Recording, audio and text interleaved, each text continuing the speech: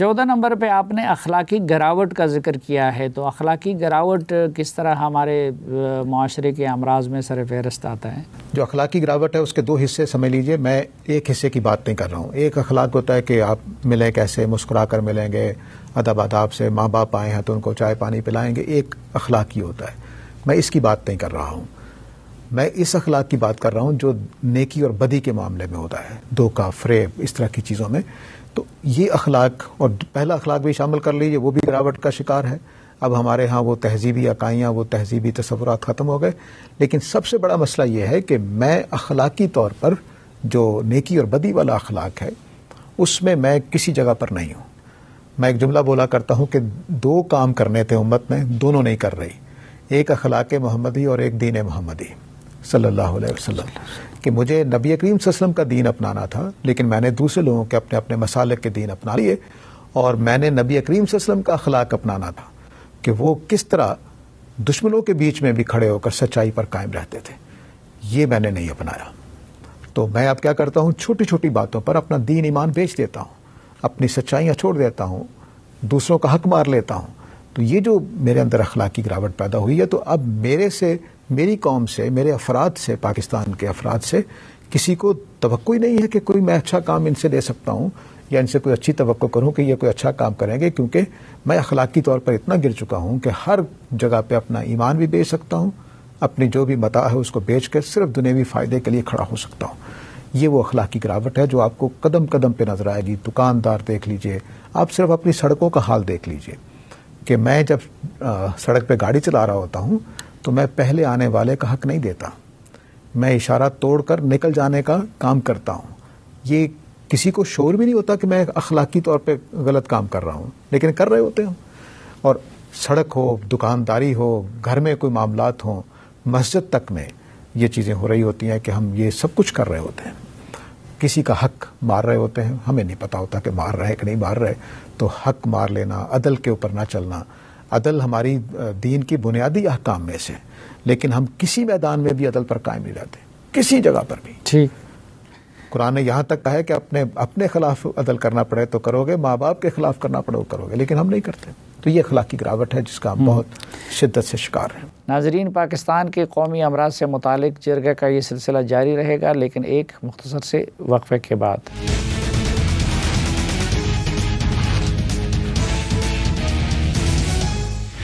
ایک بار پھر خوش آمدید آپ کو جرگے میں. آج کے جرگے میں ہم ڈسکس کر رہے ہیں کہ پاکستان کی سوسائٹی کو کون کون سے امراض لاحق ہیں. 15 نمبر پہ آپ نے انتہا پسندی کو رکھا ہے، تو آپ کی اس سے کون سی انتہا پسندی مراد ہے؟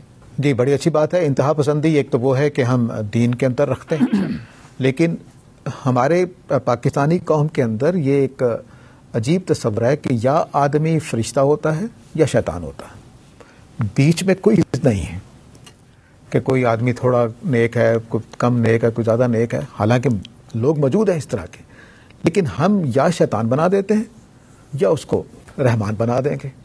درمیان میں ہم کہیں کھڑے نہیں ہوتے. اور یہی چیز میں دین کے اندر جو انتہا پسندی ہمارے ہاں پائی جاتی ہے، فنڈامنٹلزم پایا جاتا ہے خاص پہلو سے، وہ ساری چیزیں جو ہیں وہ ہمارے لیے میرے اندر سے جو یہ جذبہ مجھے پیدا کر دیا گیا، ہوتا کیا ہے کہ یا کافر بناؤں گا یا مومن بناؤں گا. چنانچہ درمیان میں رکھنے کا تصور ہی نہیں رہا. مثال کے طور پر بعض کبیرہ گناہ، معتزلہ کہا کرتے تھے کہ کبیرہ گناہ جو ہے وہ کرنے والا کافر ہوتا ہے. مثلا ایک آدمی کے ہاتھوں سے قتل ہو گیا، زنا ہو گیا، تو وہ کافر ہے. کیا ایسا ہے؟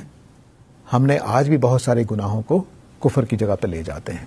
کسی آدمی کی رائے، مثلا اس نے کسی حدیث کا انکار کر دیا ہے یا کسی بات میں کسی غیر مسلم کا ساتھ دے دیا ہے، تو چھوٹا جملہ ہم نہیں بولیں گے کہ اس نے غلط کام کیا یا گناہ کر دیا، یا نہیں، ہم کہیں کافر ہو گیا، یہ ان کا ساتھی ہے، یہ فلاں ہو گیا. تو یہ جو انتہا پسندی ہے مذہب میں بھی اور دنیوی کاموں میں بھی، ہم کسی فرد کو جب معاملہ کر رہے ہوتے ہیں تو مثال کے طور پر اس نے ہمیں دھوکہ دیا، تو ہم دھوکہ کھانے کے بعد بس ساری زندگی کے لیے اس کو دھوکے بازی کہتے ہیں. ہو سکتا ہے وہ ٹھیک ہو جائے، ہو سکتا ہے اس کو یہاں غلطی لگی ہو. تو ہمارے اندر یہ انتہا پسندی کا جذبہ ہے. ہر پہلو سے جامع معنی میں اس کو لے رہا ہوں کہ ہم 2 انتہاؤں پہ رہتے ہیں، درمیان کی معتدل جگہ پر کبھی کھڑے نہیں ہوتے کہ ہاں یہ آدمی اس مسئلے میں خراب تھا، ہو سکتا ہے نمازی بھی ہو ہو سکتا ہے کہ رشتہ داری میں یہ خرابی نہ کرے. ہم اس طرح سے نہیں سوچتے. 16 نمبر پہ آپ نے جو مینشن کیا ہے وہ ہے محدود دینی تصور. محدود دینی تصور سے کیا مراد ہے؟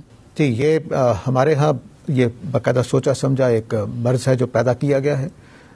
ہمارے مذہب کے ہمارے اگر مغلوں کے ترکوں کے زوال سے پہلے تک دیکھیں تو ہمارے ہاں نیک بننے کا بڑا اعلیٰ معیار تھا. لیکن پھر آہستہ آہستہ ہم نے نیکی کا معیار یہ بنا لیا کہ بس نماز پڑھ لی, روزہ رکھ لیا, تہجد پڑھ لی, کچھ چلے اور ریاضتیں کر لیں, یہ تقویٰ ہے, یہ نیکی ہے. اسی کو ہم دین سمجھتے ہیں. چنانچہ ایک آدمی ایک طرف نماز پڑھ رہا ہوتا ہے, دوسری طرف ڈنڈی مار رہا ہوتا ہے. ایک طرف وہ تہجد پڑھ رہا ہوتا ہے, دوسری طرف ابھی کل ہی میں نے خبر دیکھی ہے کہ ایک نوجوان ایک درزی کے ہاں 6 جو جوڑے تھے وہ چوری ہو گئے. تو وہ کیمرے میں لگے ہوتے ہیں آج کل, تو وہ دیکھا گیا تو پہچانا گیا, آدمی کے گھر پہنچا گیا, پتہ چلا وہ اعتکاف پہ بیٹھا ہوا ہے. تو جو آدمی 6 جوڑے ایک درزی سے چرا کر لے گیا ہے اور وہ اعتکاف پہ بیٹھا ہوا ہے, تو کیوں؟ سوچنے کی چیز ہے. تو میں نے یہ سمجھا کہ امت اس طرح سے سمجھ رہی ہے کہ دین اپنی جگہ پہ ہے, نماز پڑھ لی, روزہ رکھ لی, میں جنتی ہو گیا. یہ چوری چکاری, یہ پیسے مار لینا, یہ لوٹ لینا, یہ رشوت لے لینا, یہ الگ معاملہ ہے. تو دین کا یہ ادھورا تصور ہے. اصل دین یہ تھا کہ نہ چوری کرنی ہے, نہ چکاری کرنی ہے, معاملات میں بھی دیانتدار رہنا ہے اور عبادات میں بھی دیانتدار رہنا ہے. تو یہ دین کا محدود تصور ہے جو ہمارے ہاں بعض تنظیموں اور بعض تحریکوں سے پیدا ہوا. اور ویسٹ نے جو اگر آپ اورینٹلزم کے پہلو سے چیزوں کو دیکھیں تو انہوں نے باقاعدہ شعوری طور پر ہمارے اندر مذہب کا ایک ایسا شعور پیدا کیا ہے. اور تاکہ ہم تو یوں سمجھ لیجئے کہ ہم نے سیکولرزم کا یہ تصور تھا کہ وہ اجتماعی زندگی سے مذہب کا کوئی تعلق نہیں ہے. ہم نے سیکولرزم اس معنی میں لیا کہ ہماری معاملات کی زندگی سے دین کا کوئی تعلق نہیں ہے. بس نماز روزہ کر لی, نماز تسبیح پڑھ لی, صبح اٹھ کے کوئی 2000 تسبیحات کر لی تو میں جنتی ہو جاؤں گا. ٹھیک. 17 نمبر پر ہے زندگی کے آداب سے دوری. تو ہم تو سمجھتے ہیں کہ ہم بڑے سیولائزڈ ہو گئے ہیں, ماڈرن دور میں داخل ہو گئے ہیں, اور آپ نے کہا ہے کہ ہمارا المیہ یہ ہے کہ ہم زندگی کے آداب سے دور ہیں. دیکھیے 2 چیزیں ہوتی ہیں, ایک قانون ہوتا ہے اور ایک آداب ہوتے ہیں. تو قانونی اعتبار سے ہماری تربیت فقہی مزاج کی ہے. ہم قانون کو اہمیت دیتے ہیں اور قانون کو بھی اس معنی میں اہمیت دیتے ہیں کہ ظاہری طور پر اس کو اپناتے ہیں. لیکن جو اچھی قومیں ہوتی ہیں وہ قانون کے پیچھے, جس بات پر قانون کھڑا ہوتا ہے اس کے پیچھے آداب ہوتے ہیں. مثلا یہ تو ٹریفک کے قانون میں نے ابھی تھوڑی دیر پہلے بات کی, نہیں لکھا ہوتا کہ پہلے آنے والے کو حق دینا ہے, نہیں لکھا ہوتا. بس یہ لکھا ہوا ہے کہ ریڈ لائٹ پہ کھڑے ہو جانا ہے, اس پہ آپ کراسنگ نہیں کر سکتے. لیکن ادب کیا ہوگا کہ میں دیکھوں کہ ایک آدمی مجھ سے پہلے آ گیا ہے, میں اس کو جگہ دوں, میں گاڑی ایسے کر کے اس کے آگے نہ لے جاؤں. یہ ادب کے خلاف ہے, قانون کے خلاف تو نہیں ہے. تو ہم کیا کر رہے ہیں, ہم نے قوانین کو, چونکہ فقہ میں بھی ایسے ہی ہم نے ہیلے بازی سیکھی. ہم نے کہا کہ اچھا قانون اتنا ہے تو ٹھیک ہے. مثلا ایک ہیلے کا واقعہ دلچسپ ہے, سنانا اچھا ہوگا کہ زکوٰۃ دینی ہے نا اب آپ نے, تو زکوٰۃ دینی ہے تو مثلا 5 کلو سونا زکوٰۃ بنی. اب آپ نے اس کو بالٹی میں ڈالا, اس کے اوپر گندم ڈالی اور باہر کھڑی ایک بڑھیا کو دے دی کہ اماں یہ آپ کی زکوٰۃ ہے, لے جائیے.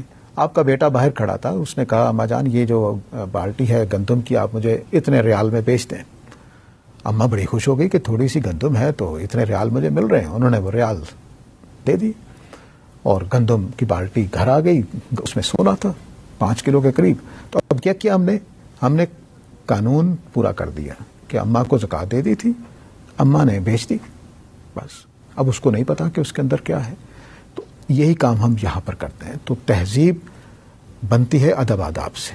مثلا میں نے والد صاحب کی خدمت کرنی ہے تو قانون ہو گیا, لیکن والد صاحب کو کیسے ملنا ہے, کیسے ان کے ساتھ اٹھنا بیٹھنا ہے, یہ ادب آداب کی چیز ہے. تو قانون سے اوپر ہوتے ہیں ادب آداب ہمیشہ. ہم نے اس کو چھوڑ دیا ہے. ہم قانون کو بھی ہیلے بازی سے لیتے ہیں اور آداب کو بھی کوئی اہمیت نہیں دیتے. ٹھیک. 18 نمبر آپ نے دیا ہے اپنی تہذیب کو پسماندگی کی علامت سمجھنا. تو اس کو ذرا ایکسپلین کرے کہ ہمارے ہاں کس طرح پسماندگی کی علامت سمجھا جاتا ہے اپنی تہذیب کو. یہ بھی اورینٹلزم کی جو موومنٹ چلی اس نے مشرقی لوگوں کو, خاص طور سے مسلمانوں کو نیکو دکھایا ہے, چھوٹا دکھایا ہے.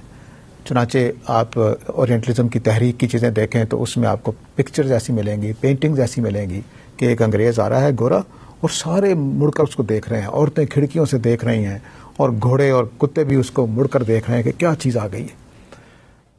یہ پنکچول ہے، یہ سمجھدار ہے، یہ سائنسدان ہے، یہ علمی ہے، یہ بڑا دیانتدار ہے، تحقیقی آدمی ہے، لیکن اس کے مقابلے میں مسلمان گھٹیا ہے. یہ انہوں نے ایک مہم چلائی.